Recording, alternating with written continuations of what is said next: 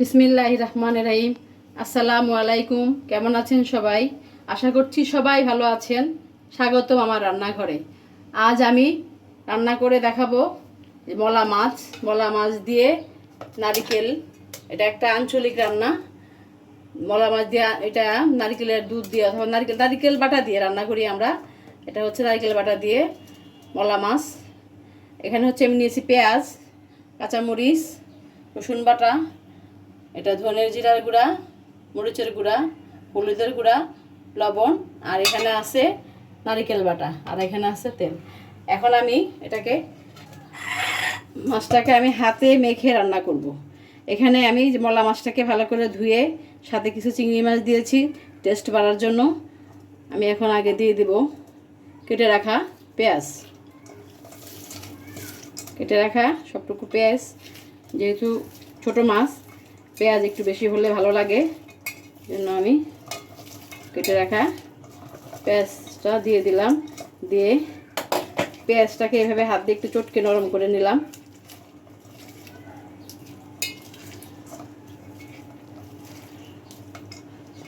এরপর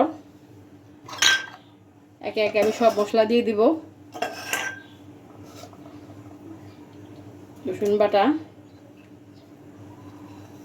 এবং যা মশলা নেওয়া ছিল সবগুলি মশলা আমি দিয়ে দিলাম। এখানে আবার লবণও ছিল।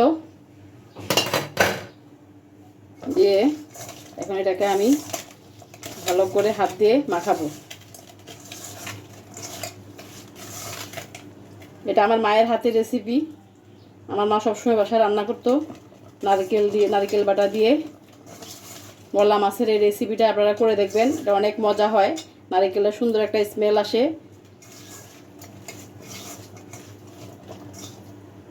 তো মশলাটা মাখানো শেষ। আমি এখন তেল দিয়ে দেব,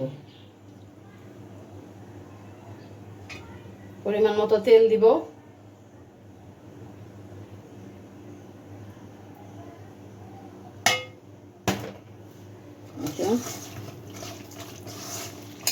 পরিমাণ মতো তেল দিয়ে আর একটু ভালো করে মেখে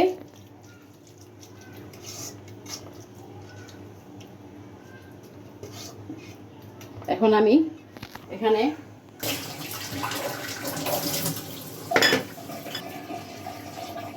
মেখে রেখেছিলাম।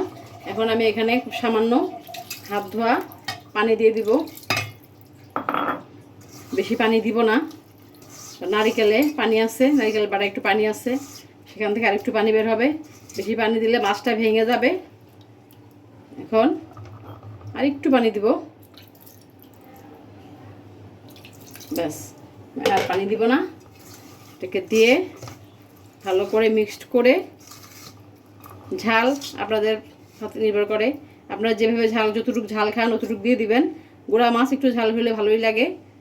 এই তো এটা আমার হাতে মাখানো শেষ। আমি এখন এটা চুলায় বসিয়ে দিব।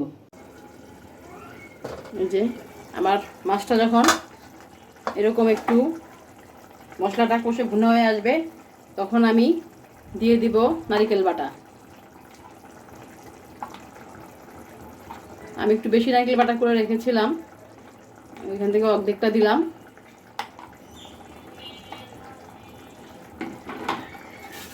এখন আমি এটাকে ভালো করে মিক্সড করে দিব। নারিকেলটা দেওয়ার সাথে সাথে দেখেন তরকারির কালারটা চেঞ্জ হয়ে গেছে। এবং নারিকেলের বাকি রান্নাটা হবে এই নারিকেলের দুধের উপর রান্নাটা হবে। এখন এটাকে আমি আবার ঢেকে দিয়ে যাব। নারিকেল সিদ্ধ হয়ে একদম যখন শুকায় আসবে তখন আমার রান্নাটা শেষ হবে। এখন আমার নারিকেলটা সিদ্ধ হোক, তরকারিটা আরেকটু রান্না হোক, পরে আমি দেখাবো। আসুন দেখি আমার রান্নাটার কী অবস্থা। দেখুন সুন্দর একটা স্মেল বের হয়ে আসছে। দেখুন কালারটা কি সুন্দর আসছে, তেলটা উপরে তেল ভেসে আসছে, নারিকেলটা সিদ্ধ, নারিকেলের খুব সুন্দর একটা স্মেল বের হয়েছে। এই তো এখন আমি কাঁচামরিচ দিব। কাঁচামরিচ, ধনেপাতা আপনারা আপনাদের পছন্দ মতো দিয়ে দিবেন। আমি এখানে দিয়ে দিলাম কাঁচামরিচ। আমি আজকে ধনেপাতা নাই, এই জন্য ধনেপাতা দিলাম না, শুধু কাঁচামরিচ দিলাম। দিয়ে এটাকে আর একটু 5 মিনিট এভাবে রেখে দিব। আর একটু যখন শুকনা হবে 5 মিনিট পরে আমি এটাকে নামিয়ে ফেলবো। তো এখন রান্না আমার শেষ। এই তো মলা মাছ দিয়ে নারকেল বাটা দিয়ে একটা আঞ্চলিক রান্না। আপনারা এভাবে ট্রাই করে দেখবেন, এটা কিন্তু অনেক মজার একটা তরকারি। তো আমার এটা আরেকটু 5 মিনিট হওয়ার পরে আমি আপনাদেরকে ফাইনাল লুক দেখাবো। এই তো তৈরি হয়ে গেল আমার মলা মাছ দিয়ে নারিকেলের তরকারি, নারিকেল বাটা দিয়ে তরকারি। এটা একটা আঞ্চলিক রান্না, এভাবে এই রান্নাটা করে খাবেন, আশা করছি ভালো লাগবে।